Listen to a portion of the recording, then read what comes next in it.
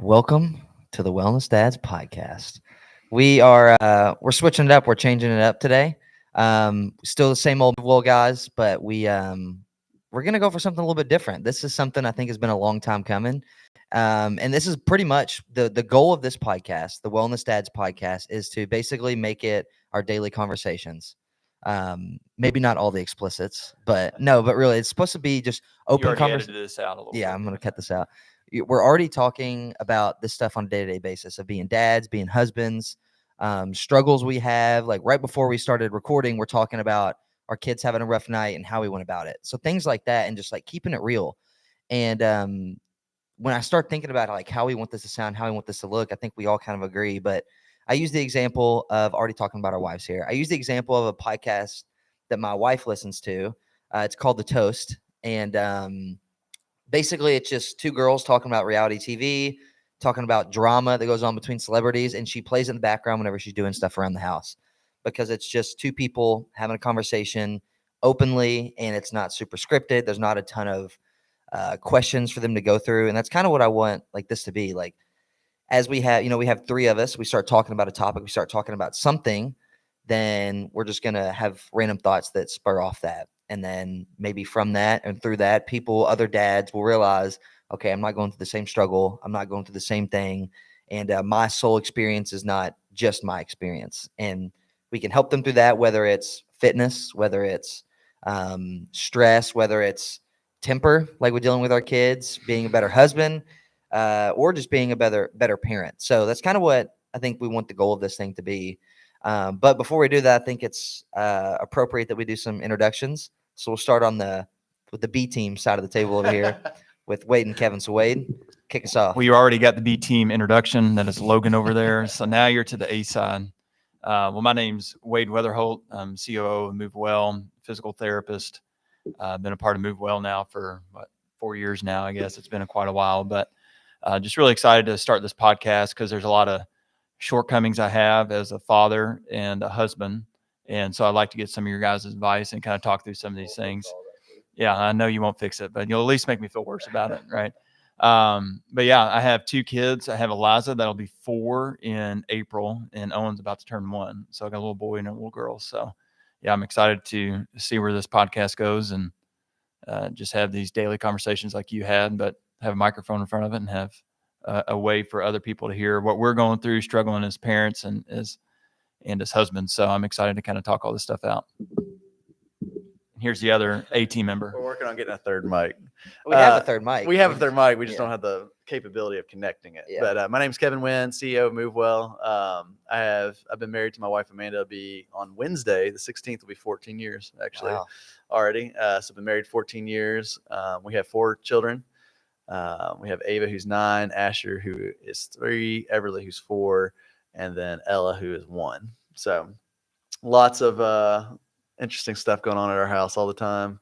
From a fitness standpoint, really into running. So I'm training for a race right now. I got a race in less than 3 weeks, I guess, 100-mile race. So trying to balance work, family, and training, and all that good stuff. Yeah. And I think one thing to note too, like we touched on fitness, like fitness is a huge part of all 3 of our lives. Wade's done 2 70.3 Ironmans. He's done a couple ultra marathons. And Kevin, this will be his second 100-mile race. So we all, running especially, love to do that. So it's just an integral part of who we are. And I'm Logan. I am the director of marketing and content here at Move Well. And I've been married to my wife, Emily, for 3 years. We hit 3 years in June of this year. And then our daughter, we have one kid right now, our daughter, Leah, she is almost 15 months old. So it's kind of, we all had, was it last year? How many kids did we have as a company last year? Like 5. Yeah. Like 5 kids last year. So we had out of like 7 people. Yeah. So you were first, right?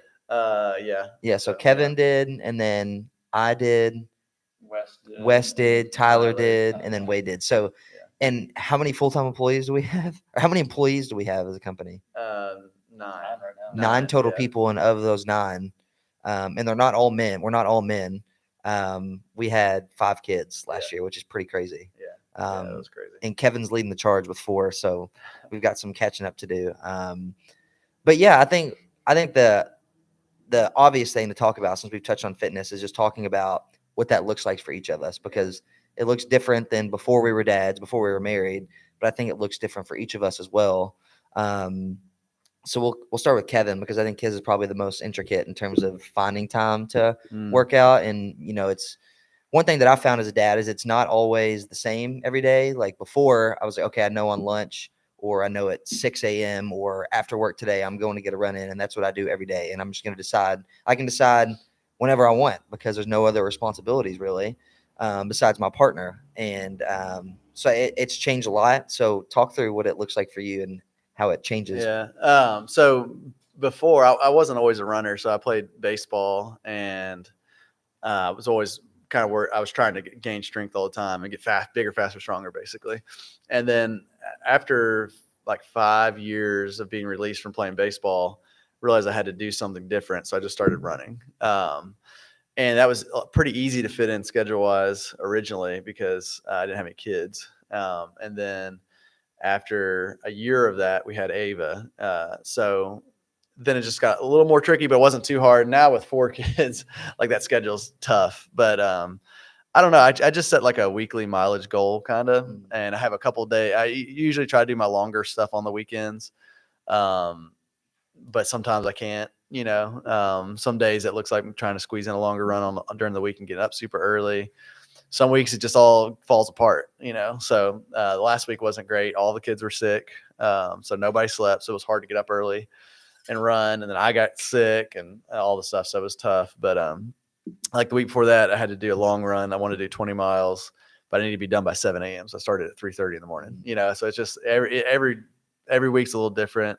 Running is the thing that it seems to be the easiest to fit into my schedule, though. Yeah. And we're blessed that we have stuff here at the office that, we can lift and work out too. But it seems like for me, when I'm at work, I work though. You know what I mean? No, it's every week's a little bit different, but right now that's kind of how it looks. My eating and stuff is not great. I mean, I do the best I can, but we're also trying to find stuff that 4 kids want to eat too, which isn't always the healthiest. So try to fuel as best as I can, try to drink a lot of water. But yeah, just, I'd say mornings I try to fit in my runs, and then if I can't, I try to do it at the very end of the workday. That's typically how I do it. Yeah, so that's what I found too. Is like, I just try to fit it where I can at this point. It's like some days, some nights I'll plan. Okay, tomorrow I'm gonna get up and run. I'll check with Emily, and she's like, "Yeah, that's fine." Or I'll ask. Like last night I was telling her that there's something I wanted to do Wednesday morning. I'm like, "Are you good to take Leah to the baby? Like, get her ready in the morning and take her." Just like trying to plan ahead. So I think like it's forced me to be a better communicator as a husband too. I know obviously you guys would agree with that. But yeah, I think it's obviously a little bit easier for me just because it's one kid we're trying to work with. But when it comes to like the fuel, like the eating thing, it definitely, like, we plan a lot more than we did before. Like we do a grocery list each week, and we kind of stick with like the same rotation of dinners. Like we usually have the same thing, like 2 of the same meals every single week. Yeah, and it's probably not stuff I would have eaten before. Like before, I'm like, okay, I've got ground turkey in the fridge. I've got ground beef in the fridge. I'm just going to whip up some like beef and rice or turkey and rice, whatever. Like now it's like Leah's eating the food that we're eating. So it's like, she's not going to eat turkey and rice. We don't want her to eat that every single night or whatever. But yeah, it's kind of the same for me. Like I've kind of went the route like you do of setting the weekly mileage goal. And I have a printout calendar on our refrigerator that I'm physically marking off each day. And I put a daily mileage goal as well. And I would say 60% of the time I hit that daily mileage goal. But the weekly goal, I'm usually within 6 to like 8 miles of, for the most part. Kind of the same thing last weekend. My little brother got married, so mom like went to crap. I had a goal of like 42 miles that week. I did 19, like not even close. But being able to roll with those punches, and honestly, you have a lot less time. From my experience, like I have way less time to beat myself up about it because there's a million other things going on at the house, between Leah and Emily and us trying to get her together and do all that stuff. But yeah, so I think it's similar. I think it's just, I'm assume like the more kids you add, the harder it is to still try to just squeeze in. Like right now I can still go on a run kind of last minute, or like go work out kind of last minute. But I would agree that running's the easiest thing to fit in. Well, like the other day, I knew I needed to be done. Like I was kind of like on call basically, because nobody slept well. So man was like, "You've got the morning shift," and so we have a 0.3 mile loop around our by our house, Mhm. and I just ran that. I ran 12 miles on that, Yeah. and then I had my phone with me, so like she just texted me when they woke up, and I just was able to dart home. you know? Yeah. So Yeah. I keep my phone on me the whole time now too. Yeah. Whenever I run, like Yeah. used to, I'd leave it in my car. I used Or, to never carry a phone. yeah, I never carry my phone, but now it's like you miss a phone call from your wife. You're like, oh boy. Yeah. Now Yeah. talk about I got a text like that on the way back. I was gonna talk about that. Before we get to Yeah. Wade. Let's tell that story. So let me preface with what we did Friday first. So Kevin and I finished up work on Friday a little bit earlier because we're going into the weekend, and we knew we wanted to try and get a longer effort in on Friday. And his 100-mile race in November is a trail race, and then I'm doing a 50-mile race in December, and it's a trail race, and they both have pretty decent amount of climbing. And we don't have a lot of great trails to get elevation here in Bowling Green. So Mammoth Cave National Park's like 25 to 45 minutes away, depending on what trailhead you want to go to. And Kevin's been trying to get all of us to go and do this route for a long time. And basically, if you want to do this exact thing, you can put it on your phone. Houchins Ferry. It's Hochin is how it's Oh, spelled, okay. and then Ferry, Ferry, and it takes you basically to a boat ramp. It's a campsite at Mammoth Cave.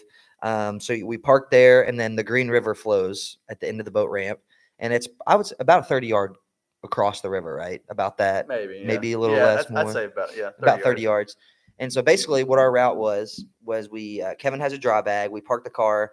We put everything besides we still had our shoes on and then our shorts on. Put everything else in a dry bag, like our vests, our phones, our shirts, all that, hats, in a dry bag, and then we swam across the Green River about 30 yards. Luckily, it was only about probably chest height, so we didn't have to really swim, but we still, keeping our stuff above water.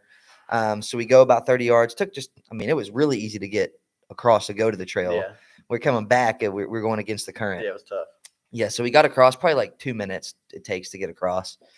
And you like crawl up through this big heavy brush, and then we ran 9 miles. So we went 4.5 out, 4.5 back, came back across the river, back to our car, and then Kevin had to take me back to my car. Then he had to go home. So in between all this, we're still trying to consider getting home at a decent time for our families. And Kevin, they had things to do that evening. Yeah. So we get about 3.5 miles in, and Kevin was asking me, what time do we take off? So we're doing the math. And I told him, I said, we probably need to head back about this time. You did not. I said, we need to head back about this time because we left about 2:50 to go on this run. He was like, oh, okay.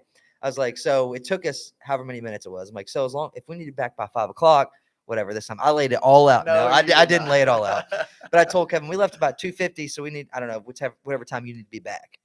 And he was like, okay, I think we can get 4.5 miles. I was like, whatever you want to do, that's fine with me.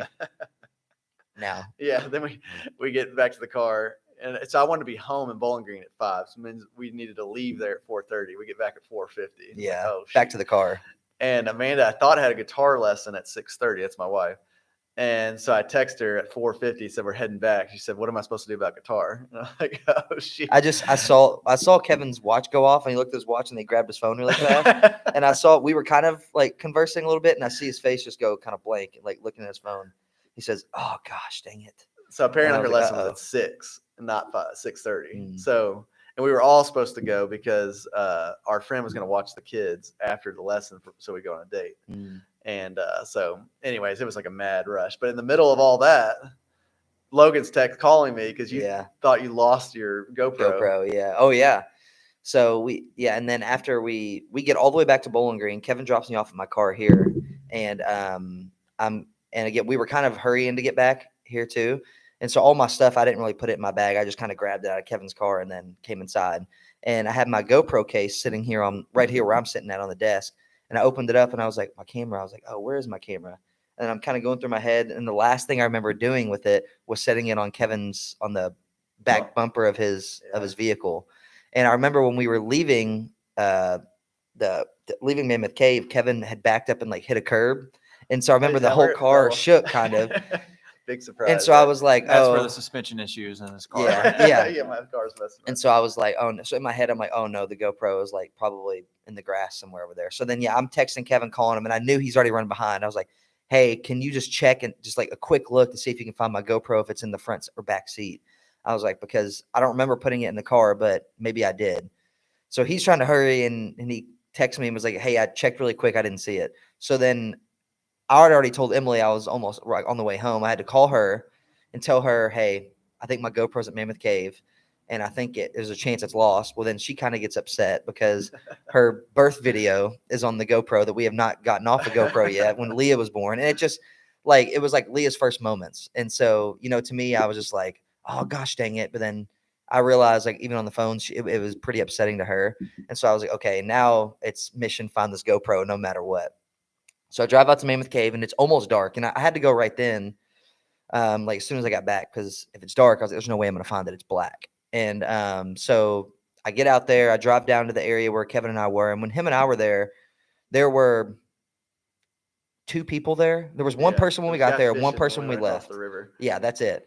And so we get there. When I get there, there's 20 college kids there setting up tents to camp. I was like, oh no. So I walk over. I asked them, hey, have you guys seen a GoPro by chance? They said, no, we haven't seen it. Sorry. I was like, crap. Okay. So Kevin calls me about that time, asked if I found it. I told him no. And so I'm looking in the grass where he had hit the curb. It's not there. I'm like rummaging through the grass with my feet, don't see it. And so it's about off of like the main road. It's about a mile to get down to the ferry area. So when I came down, I was looking, kind of skimming. I didn't see the GoPro. So then when I'm going back up, I was like, okay, this is my last chance, because it had to have, if it came off the vehicle anywhere besides the parking lot, it had to have been on this, because there's some cracked roads and it's kind of bumpy. So I get maybe 100 feet from like leaving that road, like the back road that comes down into the ferry. And I'm just like skimming across the parking lot, and I look to my left, and right on, like, if this is the edge of the road meets the wooded area, it is right on the edge of the road. I see my GoPro, and I was like, are you kidding me?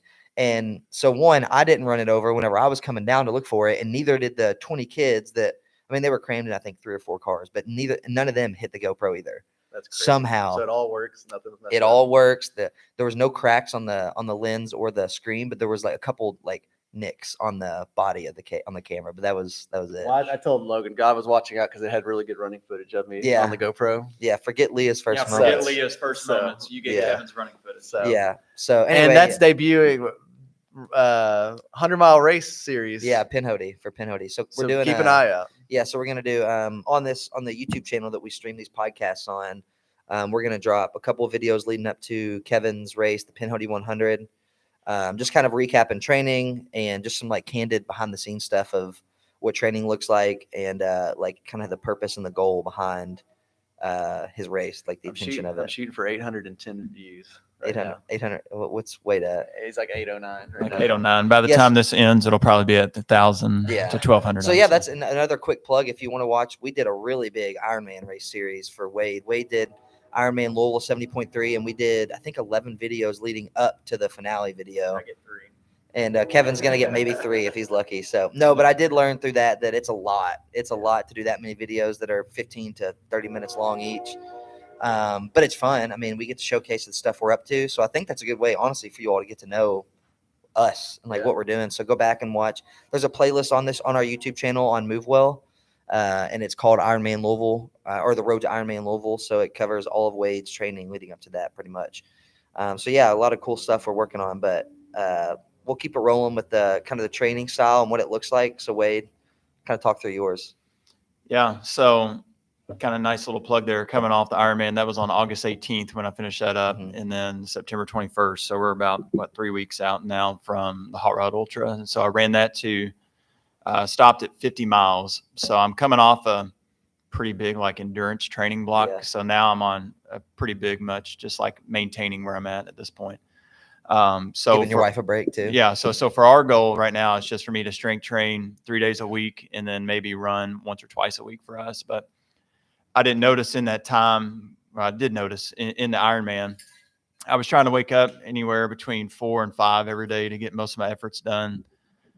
Thinking I was doing my family, man, I'm doing my family such a big service. I'm done by 7 a.m. Everything's going great. Little did I know, most of the days kids were waking up between 6 and 7.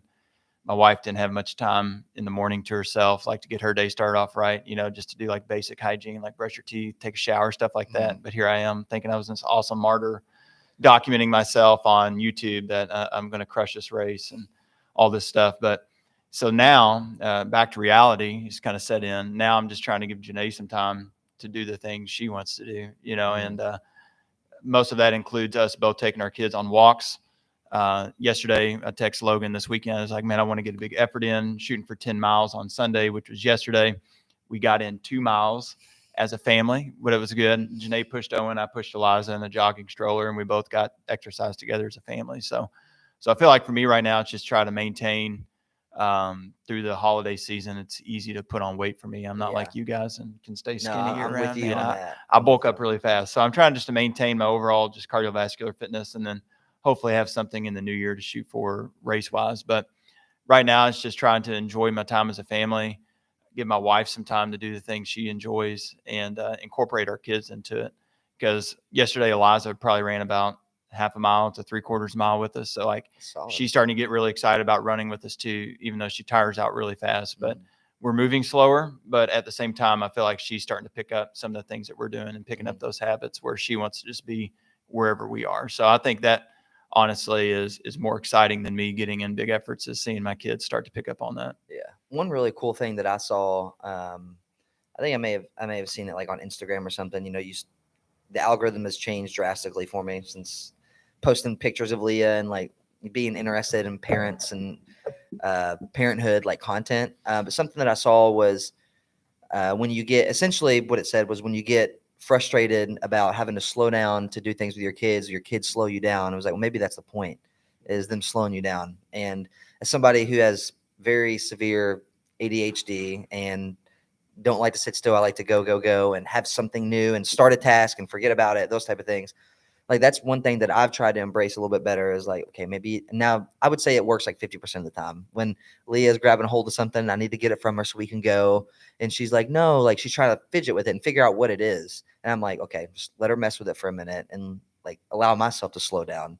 And I think I've had to do that with fitness as well, is just be okay with the day not going as I'd planned it or intended it to go for. And it's really easy to like say that stuff. Like the idea of it is really easy, but I think being able to do that is really, really challenging too. Like just being able to slow down. So like, do you guys find yourselves struggling with that too? Or is that something you even think about? I definitely found it's much easier now that I'm not training for something, but I felt like whenever I was training for something like a big effort, like you all are, it's very easy for me just to get frustrated and take it out on them, versus kind of slowing down like that. So being able to remove myself from having something to train for, I'm able to incorporate them in a lot more. And hopefully that's a lesson to learn to kind of move forward. Is obviously the family is obviously going to be most important to me. Hopefully trying to PR in some race that really is just more from my own ego at most points, but I think a big thing is, just slowing down, incorporating your kids and them picking up the habits that are healthy that we're doing. And hopefully it just kind of bleeds over into their lives. Yeah. I think like the cool thing about kids is it's the hard part, but I think it's the cool part is like they refine you. So like they really, really challenge you and they require you to be really patient. But I think God gives us that challenge because it has to, like, it makes us a better person. Like we have to overcome all those things, all the stuff we're talking about. It's like all selfish stuff, really. I mean, like it's like, I love doing a race and it helps me be a better person, but there's always that line where you cross over and it comes all about you, you know? Oh yeah. And I think what children do is they just continually remind you, like, it's not about you.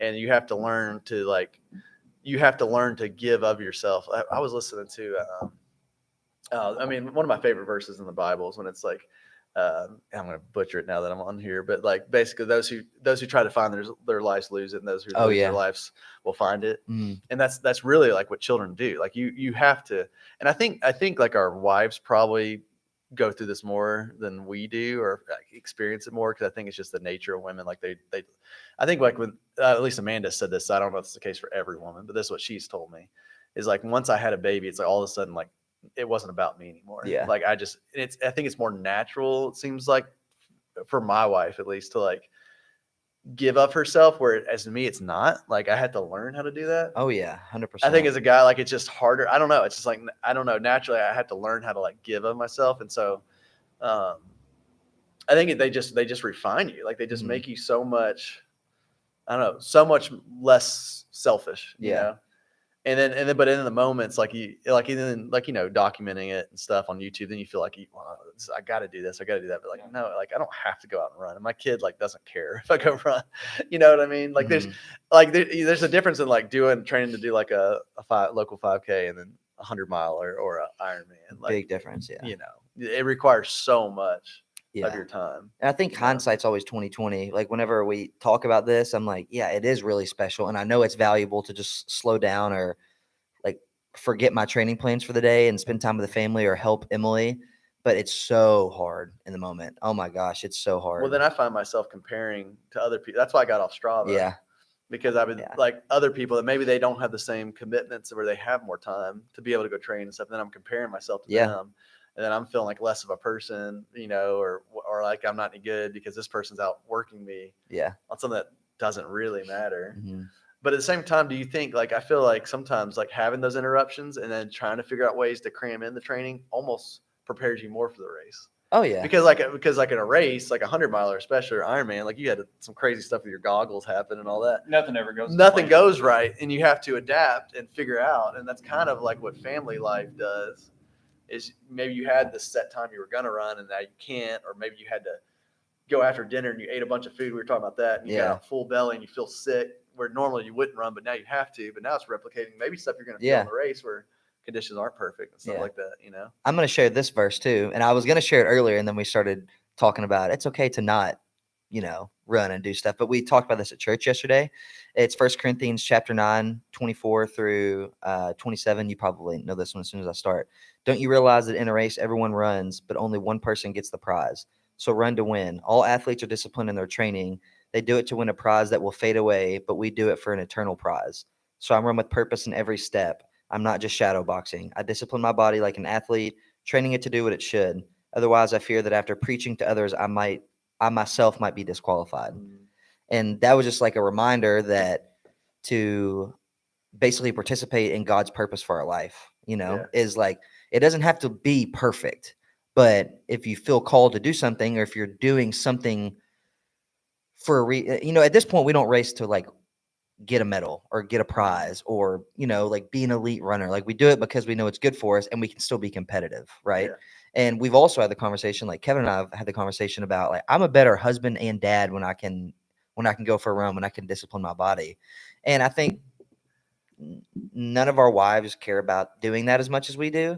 But trying to find that balance, like that verse is amazing. But I also know, don't take that too true of like the running part of it, right? Like, well, I think like, that also applies to fatherhood and being a husband. Read the first part of that again. Don't you realize that in a race, everyone runs, but only one person gets the prize? Keep going. So run to win. All athletes are disciplined in their training. They do it to win a prize that will fade away, but we do it for an eternal prize. Right. So that part of like they do it for a prize that fades away. So basically, it's saying like the medals, all the recognition, all that stuff like that doesn't mean anything. Exactly. But basically, we discipline our body so we can be better followers of Christ. Yeah. Right. Which in turn makes us better fathers and husbands. And so I think that's the point. Like if you're using it to make yourself a better person, like for me, that's like when I pray. That's when I feel close to God in those moments. So that's like intentionally stop listening to stupid podcasts while I was running and stuff, and praying or just being quiet or listening to God and those kind of things. And then it helps me, through training for this race is going to make me put my worth in like eternal things and not because I'm not going to get any kind of medal. I mean, I'll get a participant medal, but I'm not going to win it or anything like that. And I used to care so much about where I place and stuff. Now it's like, okay, I want to do as good as I can, but if I'm not winning, it doesn't really matter. Yeah. I think Wade probably learned a really good lesson from his Ironman through all this because it was so recent, but like the quicker that you can understand when you do endurance events, especially, is the quicker you can understand to focus on your journey and that you can't control anybody else's training or how fit they are, the better your experience is going to be. When you say, I'm going to go out and win this race, well, there might be somebody that's way stronger than you. You might have stomach issues at mile 40 or whatever it is, or you may roll your ankle and get hurt, so anything can happen. So I think like I said, I want you to kind of touch on like the importance of focusing on your own race and like how it can get in your head. It can mess with you. If you have a bad portion of an event, if you have a bad stretch of miles during a run, But I think if you come back to the intent of focusing on your race and not worrying about anybody else, it's going to be at least a little bit of an easier or a smoother experience. No, I think, I mean, basically like what you just said. I think for me, at the end of it, I was able to kind of have that retrospective look and just be proud of the training that I went through and stuck with it consistently. Like you said, the physical, mental, and spiritual portion of that honestly shaped me into a better person than honestly trying to hit the time that I wanted to on race day. Obviously, it was frustrating, but all of that built me into a better person overall. And then at the end, once you finally finish, who was there waiting for me at the line? It was my wife and kids and mom and dad and sister, right? And they were proud of me just to finish. They didn't care where I was, if I hit my time or anything like that. They were just glad that I was finished. Honestly, I think my wife was glad that I finished so I didn't have to train anymore and I could spend more time at home.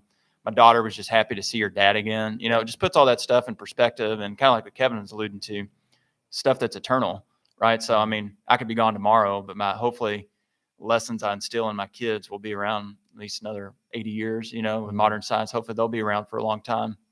So really just kind of shift my focus once I finished. It was like, what was I really trying to get out of this race? And honestly, going through the whole series, I wasn't really sure where I what I wanted to get out of it. But looking back, it was more of that, like more so spiritually becoming stronger with myself and my faith. Like you said, turn off dumb podcasts, music, stuff that doesn't really matter, spending that time in intentional prayer. I know Kevin told me he prays the rosary a lot when he runs. So I picked that up while I was running, and I could usually get through a rosary every 1.5 miles to 2 miles. So it was nice to kind of have that to like pace myself while I was doing it. But then also just becoming a better husband and father afterwards, and trying to think, you can put in all this training and it may pay off, it may not, but what really matters is the people at home. So like making sure I don't let that ever foreshadow the importance of being present at home with my family as a father and as a husband, and letting that training really get in the way of that. Yeah. I think you did a great job of that too. I mean, especially Janae may say otherwise. Yeah, she may say that, but she's not here to defend I that. thought you did a good job documenting that on the last, especially, I mean, the whole series, the Ironman series, but the race day I thought was awesome because you kind of saw I like you saw all the ups and downs of you going through it, and then there's like that one at the end, you're like sitting there like that, you know, your head down, yeah. But like Eliza, all I wanted to do was eat the barbecue they had at the finish line, and I could not stomach eating anything. But then Eliza was there holding my hand and would not leave my side the entire time. Yeah. I remember so the last time I did this race, I'm about to do in a few weeks, Ava was like crying afterwards. She was like 5, I guess. And she was crying afterwards. She's like, "Daddy, you're not gonna be able to throw me in the air anymore," because I couldn't like walk. You know, afterwards I was so stiff and everything. And it was the first time she had seen me weak. You know, it was like physically weak, and it was like a weird dynamic for her to like see her dad being weak. But I think it was also, I'm excited for her to see it this time as a 9-year-old, because I hope she sees it differently. Like, I'm willing to discipline my body to grow as a person. Yeah, because she knows you just did something hard. Yeah, and like see me like push myself through that to that point. There's something I feel like pretty powerful about that, like seeing your parent challenge themselves. Yeah, and Ava is running now too, so I think she associates like pain in the body with running. Like she knows that it's hard. Yeah. So I think she'll appreciate it a little bit more, or at least may not appreciate, but she'll look at it differently. Like she'll know, okay, Dad's hurting because he just did something really hard. He's not doing it because he's broken down, or it's because he just pushed himself for 100 miles. What did I tell you? You were showing that your gram, like you were talking about older people on Facebook post those things. Oh yeah. So like my biggest fear is to be the guy in the recliner on the iPad, or like the old person on the iPad posting like weird memes on Facebook. Yeah, sharing fake. We were talking about that when we went and ran the other day.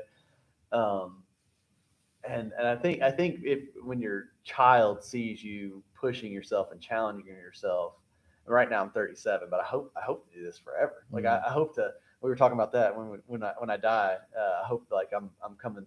I'm still getting after it. Yeah. And I don't know where I'll be, but I was actually talking to Amanda about that last night. She was like, what she asked me. She's like, what do you think you'll look like when you're an old man? I was like, I don't know, but I plan on doing a 100-miler at 75. Yeah. So I hope I'm still in shape. This is pretty cool. So Paul Collins, who's done the Hot Rod Ultra, just commented on our live stream. So if you're listening to this on audio, we live stream these podcasts on YouTube before they go live on Apple and Spotify and other audio platforms. But Brent Sanford and Paul Collins are Kentucky natives. Paul's in Lexington, I believe. Brent's here in Bowling Green. And they were just attempting a Bowling Green to Lexington run, and Paul commented, Brent and I just had a family comes first finish our Bowling Green to Lexington run. I've learned perspective as my kids grow. Didn't quite make it, but we were good with that. Yeah. And I remember watching their video, and Brent had said, we're going to have to cut it short. Like, we were doing the math, and Paul has, I think he had like a fall festival with his family to like go to. And so they stopped their run to go and do Wow. that. Good Like, for you, that's Paul. like, Wow, yeah, that's good for awesome. Paul. Like, I mean, I think it's really hard still to put the ego aside a lot, That's what at the Hot Rod Ultra, I had to Mhm. step aside my ego a little bit. Yeah. I really wanted to push for 80 plus miles, but Janae and Eliza stopped when I was probably around mile 30.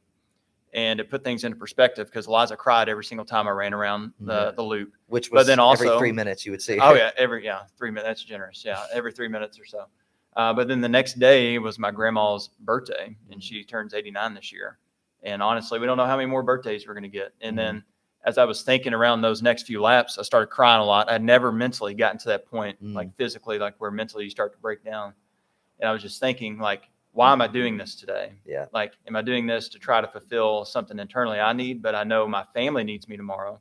I can see my kids physically needing me right now. And here I am out just trying to prove something to myself. But so that's whenever I told you, I was like, I'm going to stop at 50 and just try to cut it short there. But that was the first time I'd ever really hit that. It sounds funny to cut it at 50 miles. That's when but- your ride that you were supposed to get. Yeah, I was supposed to get a ride. I stopped at like what, 1 a.m. Yeah, and and she your didn't ride show got up there till like- almost 4 a.m. Yeah, so it that was like fine. almost 3 hours, and we we were live like, streaming on the race. But no. It was like the third live stream or something. But no, Yeah. it was hard to put my ego aside to do that. But Yeah. with Eliza being there, that really became a reminder. And seeing Janae struggle, take care of both of my Yeah. kids. Yeah. Here I am in my second big endurance event in 2 months. So Well, I always tell Amanda, like, her, like when I do a long race, it's harder on her than it is on me. Yeah. Because she's like trying to track me down and like coordinate the kids and all that stuff. Like, it's exhausting for her. But I was going to tell a Paul and Brent a story because the first year we did the Hot Rod Ultra, it was on the square. It wasn't called the Hot Rod Ultra.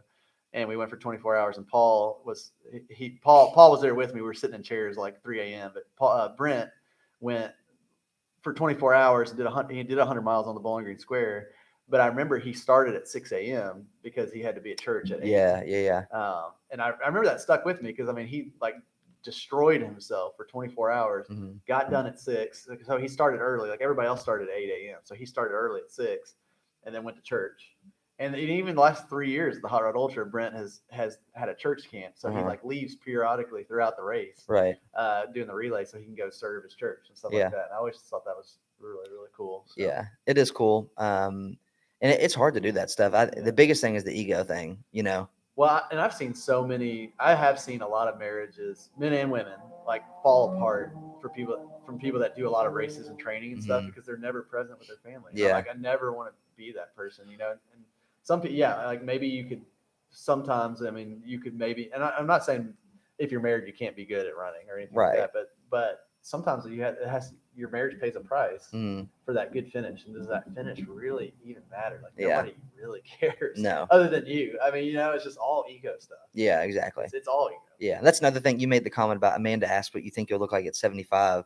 That's something we also talked about at church was like, I mean, you can work out to take care of yourself, but you should work out to make the most of the minutes that you've been ordained by God already, because we're all going to look the same when we're in the box. It's just like what Chad Wright said, like, look up a picture of a skull. That's what you're going to look like when you're in your box 6 feet under. That stuff doesn't matter, like what you look like. Yeah. So I think it's important to have that perspective too.